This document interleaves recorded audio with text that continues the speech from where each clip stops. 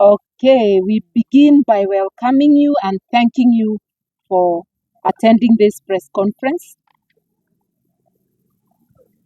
We called you, four of us, but only three of us are here. Professor Kibwana, who was among us, has gone to another appointment, but the statement has his signature, so we are very much together. So today's address, we are calling it the People's State of the Nation Address.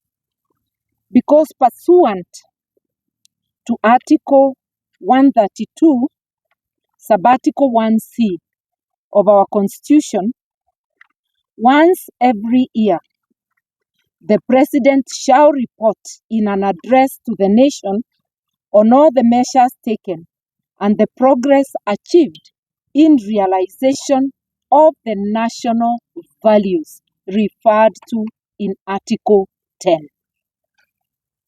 And if you want to know what those values are, it is devolution of power.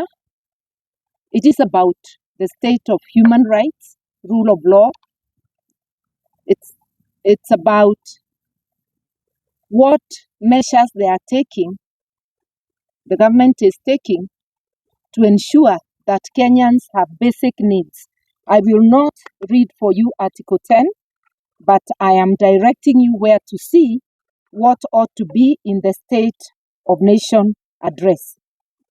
He is also supposed to publish in the Gazette the details of the measures and progress under paragraph 1, submit a report for debate to the National Assembly on the same. As you know, the second year finished on the 13th. Today is the 17th. While they take their sweet time, we are here to give the People's State of Nation address. Fellow Kenyans, today we stand not merely at crossroads, but at the precipice of a profound danger. A moment that demands our courage, our unity, our unyielding resolve to reclaim the destiny that is rightfully ours.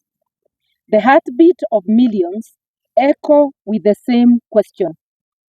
How did we drift so far from the noble aspirations that birthed our nation? More importantly, how do we steer this great ship back on course towards the promise of liberty, justice, and prosperity for all? It is no longer sufficient to whisper our grievances in hushed tones or to point accusatory fingers from the shadows. The Constitution of Kenya, in its first article, bestows on us, the people, sovereign power. The sovereign power to shape our nation's fate. Leadership is not an emblem of authority, but a mantle of service. We must therefore ask with unwavering conviction, who among those in power today truly serves us? And how do we, the rightful stewards of this land, reclaim what we have lost? The state of human rights and civil liberties. A government's foremost duty is to safeguard the welfare of its citizens, and especially their fundamental rights and freedoms as provided by our foundational principles in Article 10 and the Bill of Rights. The Kenya Kwanza administration, during the recent Gen Z protests, through use of security agencies who included snipers, trivialized the right to life by the wanton killing of peaceful and armed protesters, mainly the youth. Over 60 people, according to the Kenya National Commission on Human Rights, lost their lives. Over 60 others still missing, hundreds injured, some gravely, with close to 200 hospitalized. The unprecedented falsification of official records at the city mortuary in Nairobi at the behest of security agents and refusal by the authorities to give accurate accounts leave the nation in darkness as to the actual numbers of the dead or the injured or the forced disappearances, abductions, as well as arbitrary arrests and illegal detentions, which have become the order of the day. The case of the abducted persons, who include the Langton brothers Jamil and Aslam, and Bob Jaggi, which is now before the court, is a sad reminder of this. These murders, abductions, arbitrary arrests, harassment, and intimidation, including of the media, are all instigated to deter Kenyans from exercising their human rights and civil liberties, and especially the rights to protest and picket. They are the RUTO administration's response to the peaceful Gen Z protests. Today, protests have virtually been outlawed by the unconstitutional actions of the regime of setting up police to obstruct and unleash brutality, arbitrary arrests, abductions, and murder, instead of respecting and protecting human rights and civil liberties and facilitating their enjoyment by citizens. The Kenya Kwanza administration obliterates and violates these rights. We must not accept it or even acquiesce in this abrogation of our rights and calculated assault on our constitution. Corruption and impunity. Remember, Article 10 talks of transparency and accountability. The corruption is a venom that courses through the veins of our society, poisoning every institution it touches. The Auditor General estimates that 1/3 of the budget, approximately, which is close to 1 trillion, is lost annually. This is not merely a statistic, it is the stolen dreams of millions. The unbuilt schools, the unstocked hospitals, the unpaved roads, the education of our children, and much more. A conviction rate of 12.7% for corruption cases is a travesty of justice. It sends a chilling message that those who rob the public coffers do so with impunity, shielded by networks of complicity. The recent scandal involving 17 billion Kenya shillings in fraudulent fertilizer contracts, also known as the fake fertilizer scandal, underscores the brazenness in which the corruption is conducted. Our criminal justice system has failed us, and so has the RUTO regime. We must uproot this cancer with determination and vigor. It demands not only robust legal framework, but a cultural shift, a collective repudiation of graft in all its forms.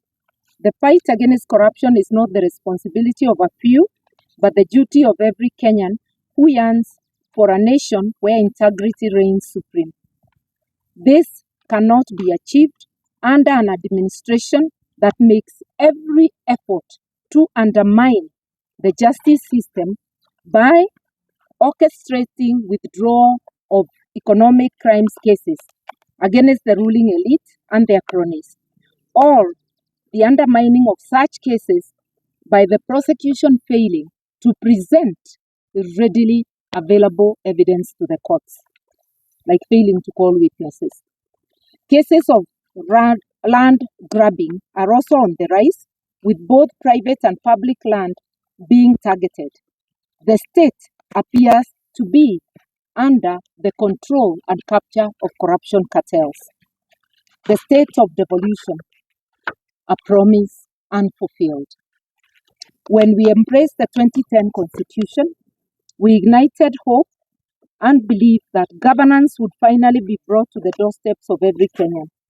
Devolution was our collective pledge to ensure that no voice would go unheard, no community overlooked. Yet today, that beacon flickers periodically. threatened by those who seek to centralize power and silence those at the periphery.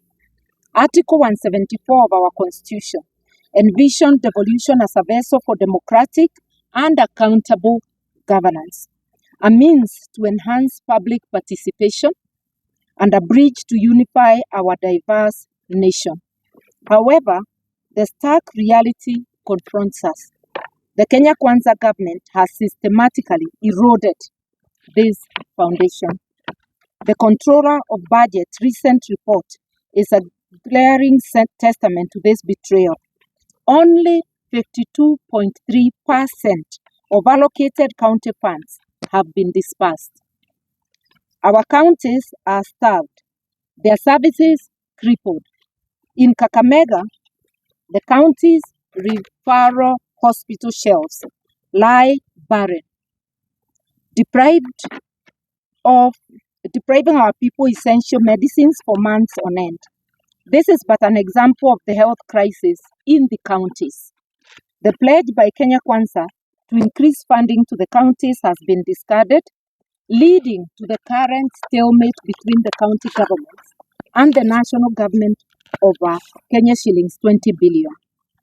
This regime finds it easier to defund counties, affecting services to over 54 million Kenyans, rather than reduce the wanton spending by the ruling elite.